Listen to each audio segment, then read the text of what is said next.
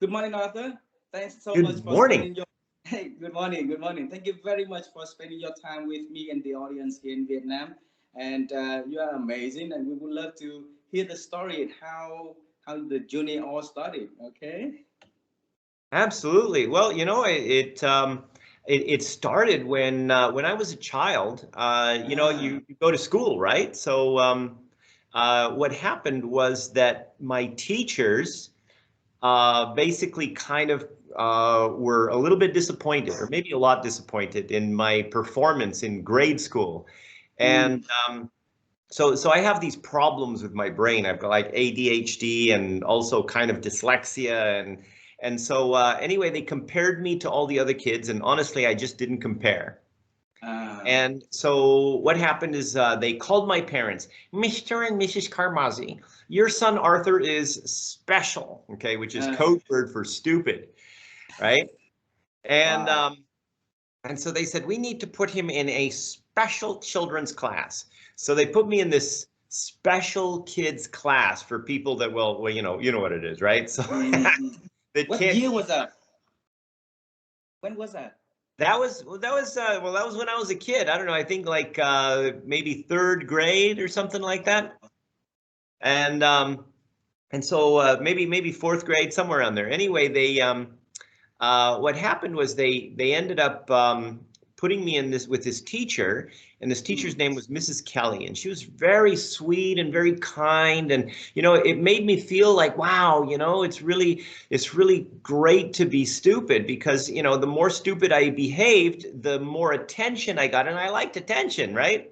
uh, So so so anyway, then later on they say, oh, before you can go to high school, okay, you have to be able to have an algebra class.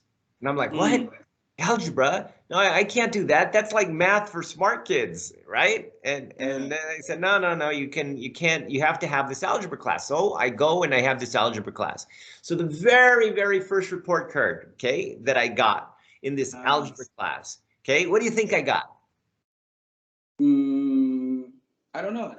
Not I got good. an F, okay? Fail, okay? Because of Yeah. course I was a stupid kid. Everybody You were had told me in special my kid. entire school I was, basically over and over again that I was not as good as all of the normal students. Mm, And so I go into this class, and my very first report card completely failed. But mm, this is where something different happened. See, mm, at Mr. Backus, the algebra teacher, okay, he sat down with me after my first report card, and he said, "Look, Arthur, and I'd like to try something with you." And uh, okay, so he put some simple algebra problem on the board, right? And he mm, said, "You tell me what the answer is." And then I do what they tell you to do, right? They tell you, mm, show your work, right? And he says, "No, no, no, no, no. Don't write anything down. Just look at the problem and tell me what you think it is." And I said, mm, "It's this." And he said, "That's right." And I said, "Okay." uh, And so then he wrote another one. He said, "What do you think this is?" And I said, "It's this." And he said, "That's right." So he says, "Arthur, would you like some extra credit?" And I'm like, "Yeah, I mean, I want to go to high school, right?" So he says, "All mm, right. So we're going to have a competition every Friday where we're going to do exactly what you just did. And I think you'll be really good at it. So all you have to do is just volunteer when we're going to do this competition." And mm, and we're gonna do this. You're gonna do this with your other students up here in front of the class. And I'm like, okay, so you mm, want me to volunteer in front of the entire class and do this? He said, yeah. So I'm like, oh my gosh, I was very freaked out, right? I mean, because I'm not really feeling very confident. But anyway, I volunteered, and uh, turns out, okay, that I was actually very good at this game. But the ah, thing is that I was good at this game in front of all of the other students, ah, right? And so then what happened was that after about 3 weeks, some of these students would come up to me and say, "Hey, Arthur, can you help me with my homework?" I'm thinking, oh my gosh, these people think I'm smart. And I'm like, ah, no, no, I can't. My mom's waiting for me or something. But then one day, Lynn Pachalski, this beautiful eighth grade girl, comes up to me and says, Arthur, can you help me with my homework? And I'm like, yeah. ah. And, and I learned to be smart, not because my brain got better, but see, it was the attitude um, that I was actually capable that made a change. Now, yeah, I still didn't get really great grades in tests because my brain just didn't work like that. But when it came to being able to learn and everything else, my attitude towards learning and even my confidence as a smart person completely changed because of one teacher. So that was kind Professor of like Barker. Mr. Backus. That was the Yeah. beginning of this journey. Ah. So what after that? You know, when you went to university, and then I think that I saw that you studied international business, right? Ah, university. Yeah. Okay, so first of all, Hmm. I went to university. Uh-huh. The reason I don't come from a rich family, so I couldn't afford to pay for any university. So the only way that I could get university, I joined the army and they would pay, right? Uh, And then so I started with my university. I started learning chemistry, okay? And mm, then I went to physics, and then I started learning electrical engineering, and then I learned international marketing, and then I learned psychology, and all of these things didn't connect. I went to university for 5 years because I was getting money and scholarship money for 5 years, and when the money ran out, I, I finished, but I didn't have enough credits to get a degree because I had yes. credits in this and credits in this and credits in this, and they were all different. So I Uh, never got a degree. uh, So after that, I went to work for this advertising company, mm, and that was really good because even though I didn't have a degree, they still promoted me because I was really good at writing uh, advertising copy. uh. And So yes, so yes. so Continue, please. yeah, see, here's the problem. Okay, I cannot spell. I mean, already still to this day, my spelling sucks, right? Mm, So if it wasn't for things like spell check, I mm, would never have been able to do anything. So after mm, that, there was some. I ended up meeting this girl, mm. and she was from Korea. So eventually, I ended up following this girl to Korea. Ah, And in order to do that, I went to these different companies, and I got this job as managing director of this consulting company in Korea, which in the ah, first year and a half, we made no money. ah. And then after that, suddenly, because of one project that we did that was very successful, um, everybody wanted to get work from us. So we just took the company straight up after that. Uh, and then how all the dots connected that make you become the number one ranked culture thought leader? We would want to know all the journey that had lead into that one. Well, that was after the thing with the girl didn't really work out in Korea. Uh, Um, so I was very successful in that company, mm, and all of these things that I was doing. So I thought, wow, I am so good. Okay, mm, I am going to go and I'm going to start my own business because I was helping all these companies to do. We were creating franchises for all these companies, right? So mm, that they would have different ways of selling their stuff that they manufactured and have much bigger profit margins, all this stuff. So I thought, wow, I can do it for me. Okay, mm, so I quit the job and I went to Singapore and I started this company and I borrowed about $500,000. And wow. and what ended up happening after about a year, a little over a year, not only was I $500,000 in debt, but I didn't have any money, right? Uh, So it didn't work out. I thought, oh, everything's going to be great, but I ended up being in massive debt. So I got this job. uh, Okay, and I got a job as a department head in this big multinational company. mm. And Okay, then after that, well, this is where it starts, right? uh, 'Cause I got this job. So you know how when you first get a job, you're very excited. like you're thinking, wow, you can think, wow, next year I'll be going to be here, and maybe 5 years down the road I'll be here, and you've got all these ideas, and you're very excited, and you want to do a great job. You remember that when you first started Yes. any of these jobs, right? You're very excited. I was very excited. Like, wow, I can got all these things and have all these ideas and everything else, and then I noticed that, like, within all these other departments, everybody's blaming each other. Like they're blaming the finance department for not being fast enough, and they're blaming the HR department because the HR department isn't, doing the right thing, and they're blaming the boss, and everybody's blaming everybody. I'm like, oh my gosh, what is wrong with these people, right? So I thought, no problem, Yes. no problem. I can do this. So I'd come up with these really cool ideas, and I'd go to these other departments, and I'd say, hey man, look, you've got all these resources, and I've got some resources. We can put all these resources together, and look at all these great things we can do. And they would look at me and they would say, we understand you're new here, okay, but we're very busy, so we've got our things to do, and you've got your things to do. And I'm like, oh man, but I knew I could make a difference. I knew I was very excited. I knew I could make a difference. 4.5 months later, you know what happened? No, what happened?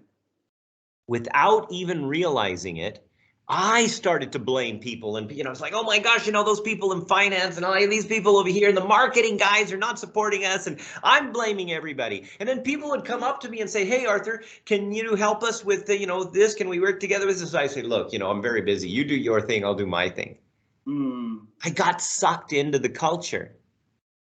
It's easy to be sucked into the culture like that, right? It is, right? And you don't even realize it. You just suddenly become an underachiever. And I knew, I mean, have you ever been in a situation where you know that you can do more if people would just listen, and that that you have more potential, but for some reason the environment, the people around you just don't support you to be the best that you could be.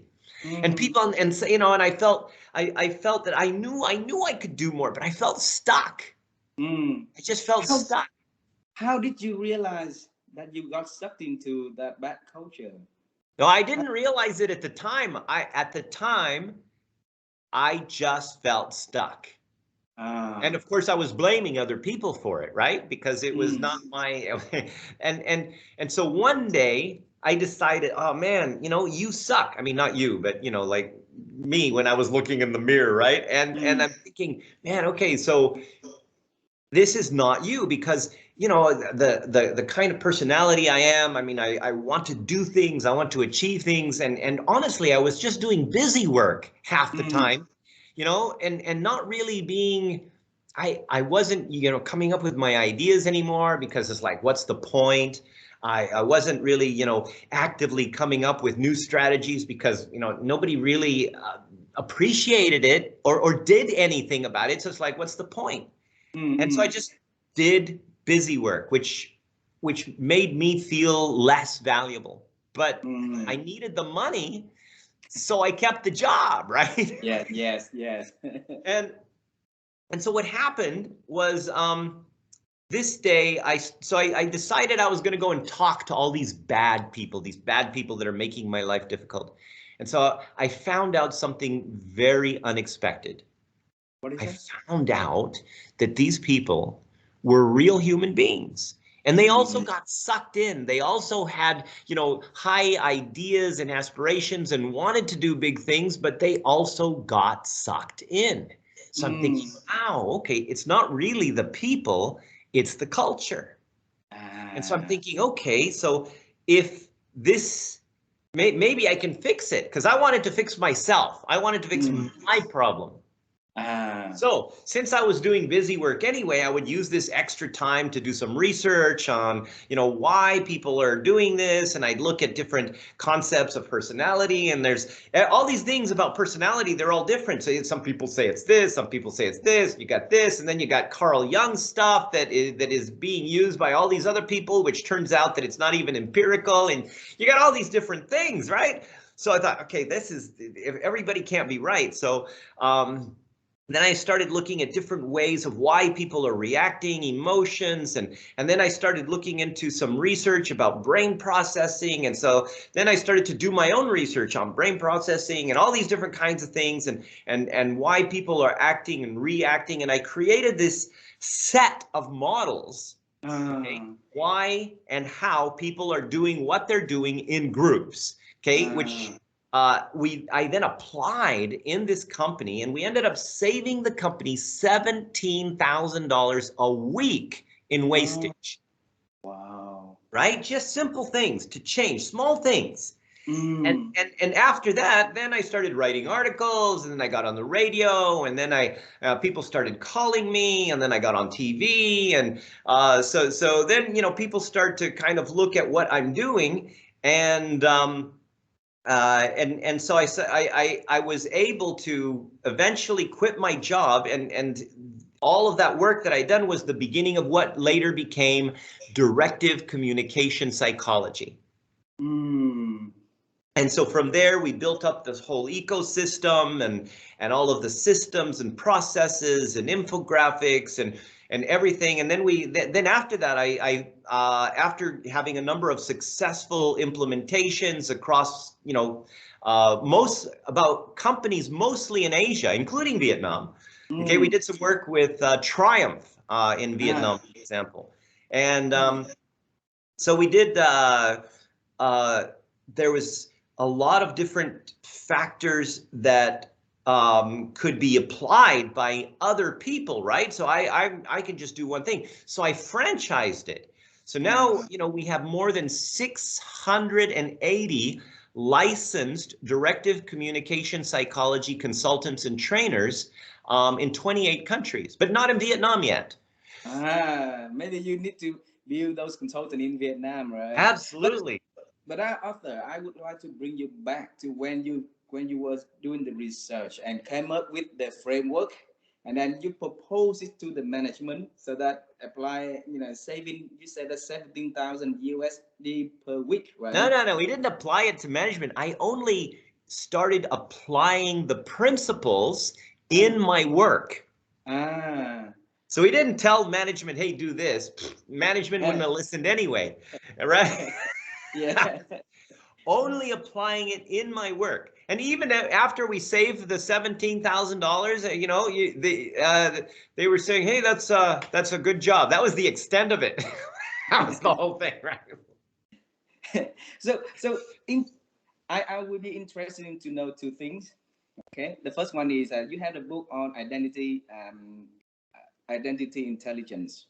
That's right. And this is the first time I heard about identity intelligence. We heard a lot about IQ, EQ, even like SQ, but then identity intelligence. What is that? And how did you come up with that whole amazing concept, though? Okay, so first of all, here's the thing. As a person, you have certain abilities. You have certain attitudes. You start out in the right way. You generally start out in the right way. The only thing is that the environment, people around you, jobs, even media affects you. Right? Yes. And so even though you may be learning, sometimes, okay, you get affected in the wrong way, a way that basically prevents you from being the best person that you can be. Yes. Right? And it could be because you have, in some cases, it's a relationship. Sometimes people get into a relationship with the wrong husband or wife. Yes. Okay? And that affects them to be less than they can be as a person. Okay? And so, of course, that relationship also affects how they are with other people. And sometimes it's the wrong job. The wrong job affects you, and so you become, even though you have the potential, you have the intelligence, you have the ability, you have the creativity, sometimes that job does not allow you to be the best person that you have, or that you can be. So identity intelligence is a discovery process of finding your ideal self and being able to create environments that support you being your ideal self, whether it's in a company or in a marriage or even as a parent. Mm. Is there any insight from that you can share that I can help identify my own self then? Wow. Okay. Well, there's Yeah. many parts, right? Many Mm, parts. But mm, here, the easiest one, easiest one. Okay. mm, Understand your brain's genetic ambiguity relief process. mm. Okay. So, What does it mean? okay. Yes. Yeah. Yeah. Right. Okay. So ambiguity relief is how your brain gets clarity. Ah. All right, how your brain gets clarity. So it doesn't change actually when you were a child, and when you're an adult, it doesn't change. How you Mm, get clarity doesn't change. Your behavior changes, your attitudes change, but how you get clarity does not change. Okay? mm, And the problem is that because how you get clarity is very obvious to you, it seems like it's common sense, mm, right? It seems like now, it's just so obvious that because there are other people that don't have the same process of getting clarity that you do, you subconsciously judge them, mm, okay? And you get frustrated. And then you mm. start looking at and thinking, oh my gosh, these people are stupid, or I'm surrounded by idiots, right? And you start thinking that you get more frustrated, and then you react to these people, which affects the synergy. It affects even your own stress. It affects the stress of others. It affects trust. Mm, So what we've developed a system called the colored brain system. mm. Okay, so we've taken the science of ambiguity relief and made it very simple, Ah. so that it's very easy for people to use and understand. So the colored brain system helps you to identify your ambiguity relief Mm, process, and also measure, okay, different ways of behavior that you have used, that you have changed to basically um, adapt. But remember, mm. your process doesn't change. Only the behaviors change, right? Yeah. And sometimes you have these other processes that are in your danger zone. So sometimes there are people that you that sometimes because they are so different in the way that they literally see and interpret information, that sometimes they just drive you a little bit crazy. Mm, Example, we had a couple. There was in one of my classes early on. He was a senior manager in Intel, mm, in the programming and development department, research and development, and she was an accountant. So anyway, mm. she had what is called linear processing, or what we call red brain, and he was green brain, which is chaotic processing. So it's like boom, boom, boom over here, right? So Ah, they were almost going to get divorced ah. because she just couldn't, she wanted him to be very structured, because linear processing, the more structure you have, the easier it is to get clarity. While chaotic processing, you need to take action to get clarity, right? So Mm, with linear, with structure, you find the structure first and see how it all fits, and then you take action if it's okay. While on him, it's like you have to take action to get clarity. And so there was this really kind of like mm, fighting, emotion and everything, because he was, blaming her for basically not being, just being too strict in the way that she would look at things and not moving, and she was blaming him for moving too fast and not looking at things in advance. And so mm. they were, just as a couple, they were having a very difficult time understanding each other. But then once they understood just colored brain, I mean, there was more stuff, right? But Mm. just colored brain, she goes, oh my gosh, that's why. And they understood each other. They started to now become more synergistic, to use each other's strengths, to appreciate each other, and really Mm. their relationship just completely changed. They went on a second honeymoon, literally, and then he quit his job, and they both started an online jewelry business that did very, very well after that. Wow. But Arthur, take a look at this. There are two individuals, right? Understand the concept of color brain, right? and then the life and the relationship change significantly. But if organization is a set of thousands of people with different color brains, right? If how can we make if the people in the organization under their color brains, and then would that help to build the culture a lot more Well, see here, synergies, right? that's the thing, right? Yeah. Right now, in your team, if you're in an organization, you Mm, are judging people, okay? And mm, people are judging you, okay? yes. And that is ultimately affecting your own performance and your attitude. And it is affecting the performance and the attitude of other people around you. Okay, Mm, so even though that's only one thing, it has a huge impact on trust. mm, Okay, and trust is one of the key factors that mm, is going to support the development of positive organizational cultures where people start to move in the direction of achieving um, things that are going to support the organization, right? See, mm. people are people. I mean, we're all human beings, right? I Yeah. mean, it's not like we're, you can just say, "Oh, this is your job description. You're supposed to do this, and because these are your talents, you're going to be able to do those talents." It doesn't work that way. You can Mm. put a very talented person into one group, and that person will perform brilliantly and will achieve amazing things. You take the same person with the same talents, put them in a different group that is not so that has a poor culture, that person will be an underachiever. I see. I see. Well, so from the color brain communication, how did you come up to the directive communication principle? How is Hmm. it related though? Colored brain is one of Uh, the models inside the directive communication psychology body of work.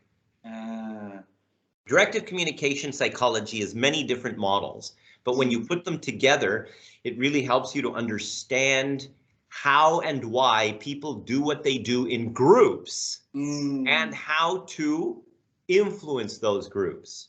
mm, And plus, I mean, for example, right now we have a number of organizational culture consultants, right?